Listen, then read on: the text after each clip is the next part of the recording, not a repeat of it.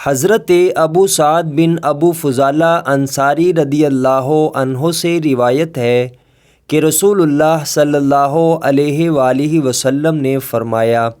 جب قیامت کے دن اللہ تعالیٰ پہلے اور پچھلے تمام انسانوں کو جمع کرے گا،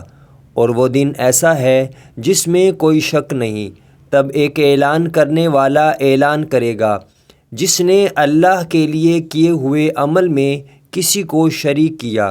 وہ اس عمل کا ثواب غیر اللہ ہی سے مانگے، کیونکہ اللہ تعالیٰ دوسرے شریکوں کے مقابلے میں شراکت سے سب سے زیادہ بے نیاز ہے۔ سنن ابن ماجہ حدیث نمبر 4203۔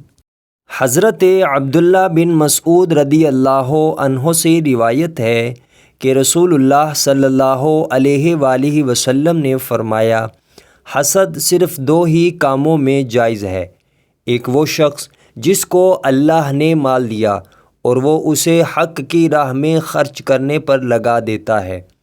اور دوسرا وہ جسے اللہ نے دین کی سمجھ دی، وہ اس کے مطابق فیصلے کرتا ہے اور اس کی تعلیم دیتا ہے۔ سنن ابن ماجہ حدیث نمبر 4208۔ حضرت جندب رضی اللہ عنہ سے روایت ہے کہ رسول اللہ صلی اللہ علیہ وآلہ وسلم نے فرمایا، جو دکھلاوا کرے گا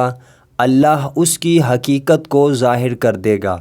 اور جو شہرت کے لیے نیکی کرتا ہے اللہ تعالیٰ اس کی تشہیر کرے گا۔ سنن ابن ماجہ حدیث نمبر 4207۔